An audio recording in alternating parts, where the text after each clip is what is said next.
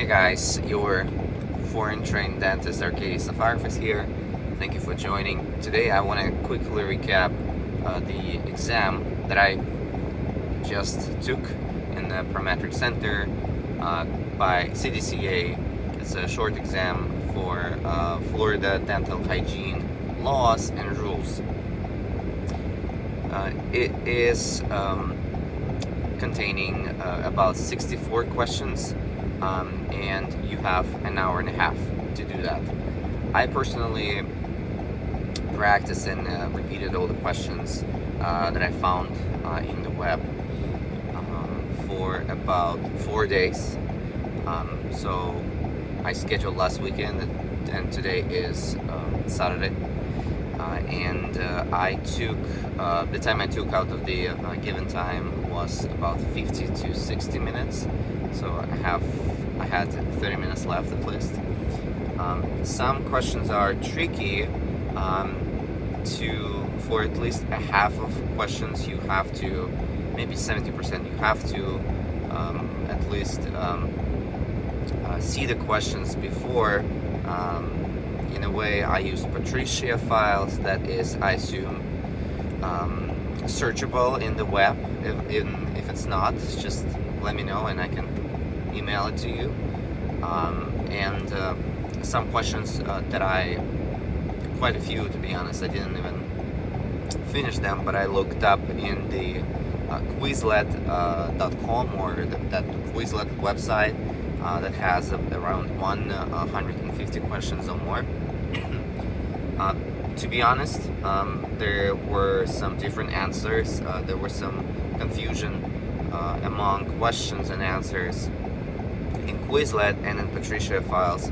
So some questions while I was studying, I had to double check in Google and to make sure I look up the Florida laws and not any other state law. Things like that to consider. I surprisingly was given by the Parametric Center a calculator, which I said I'm probably not going to use, but okay, I'll take it. And I did use it for a single question, and I'm not sure if the answer to that question obviously was wrong or right that I gave, but the question was, if you do community service dental work, which is 1 credit an hour, I believe, as I remember,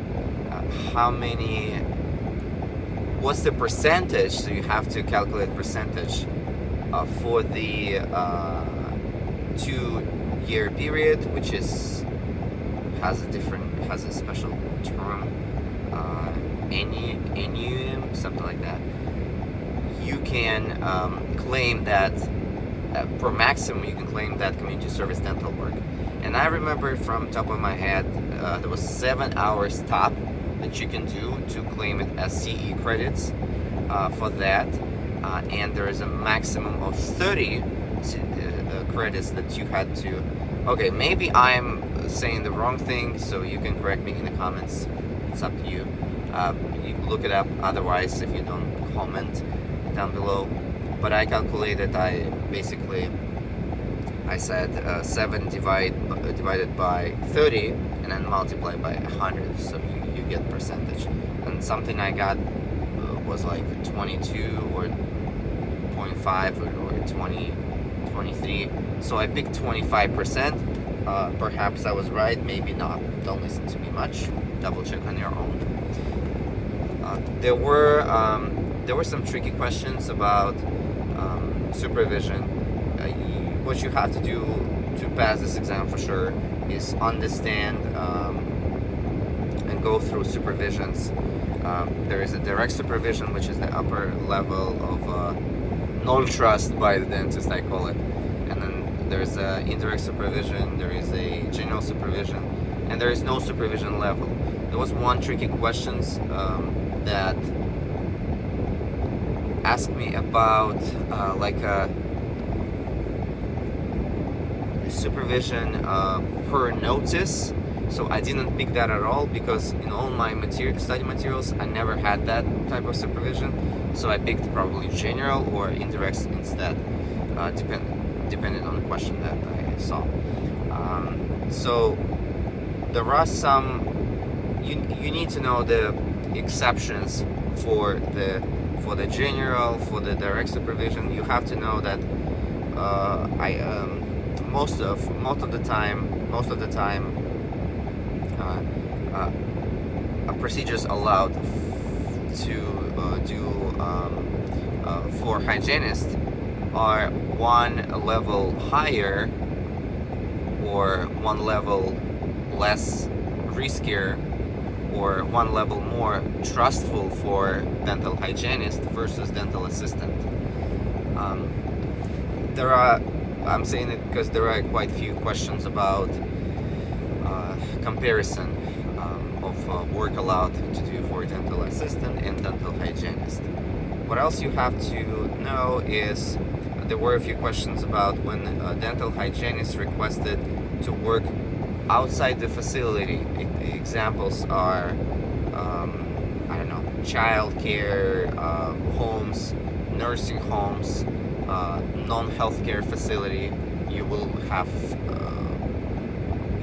you will see the what I'm saying. You will see that written like that there. You have to know what's allowed. I believe, as I remember, it's usually goes under general supervision, but please check. Okay, don't trust my words just like that. Please check. Okay, so there are questions. Sometimes I didn't know the answer. Okay, what you may want to do in that case, you may want to flag the question and then come back to it if you are not sure at all. So then you go through the rest of the questions and you see more obvious answers, and you compare what procedure was direct, under direct supervision, what under indirect, what under general supervision, what procedure was without any supervision required at all for dental hygienist to do or dental assistant. There are questions about licensure terms. There were questions that I didn't know the answers for. Examples were if dental hygienist failed to renew the license on time, what are the next steps? And the answer I picked was the upon the notice only. If you notify the board of dentistry or Department of Health, which is issuing the licensure. I think it's Department of Health, not the Board of Dentistry. They give you 1 month time window up until you close all the requirement, but that happens only and only if you notify them. The other answers were about your license fails automatically and never gonna be revoked. There is a term for that, but I don't remember that term. Your license can be automatically allowed to perform for another month, and there is no logic for the Department of Health licensure section to automatically, without any notice, allow you some exception. You're not exceptional, so I did not pick that. And there was another option which I don't remember. Okay, what type of questions there are as well also. Questions about taking impression for permanent crowns. That is not allowed. That is taboo for a dental assistant or a dental hygienist. Taking impressions for cementing on a permanent cement, permanent restorations, that it's no to do, and carving restorations or crowns, that is a no to do. Using high-speed instruments or some burrs to polish up or carve or somehow change the structure of the permanent restorations, that is a no to do. So please go ahead, use those That's pretty much it all. I'm not committing to other questions. Please use up Quizlet, please use up Google, and please use up Patricia file. Patricia file was modified by me. I did some markings, I highlighted, underlined something, even though it's a copyright non-free, so you cannot change it, or you cannot delete the name of the hygienist that created that file in 2014 for a student named Patricia. This is why it's called Patricia file. But yeah, I will charge you for my time and my modifications. Otherwise, yeah, I'm not charging you for changing my name or copyright. I'm only can charge you for my time if you ask me for that file and any recommendation that I can send to you. Yeah, hit me up, and my email is in the description. And love to the dentistry. One more thing: if you're a foreign trained dentist who wants to get simply licensed in a dental as a dental hygienist in the state of Florida, you can also hit me up. I can provide you all the materials that are needed, because probably by the time this video is posted, I'm gonna be already licensed. We'll see. But I'm doing this licensure for my option C for the career, and for to place it to have a proper strong point in my curriculum vitae, CV, and my resume for the future career as a dentist for the dental school's applications. You take care, hit me up, and we'll discuss.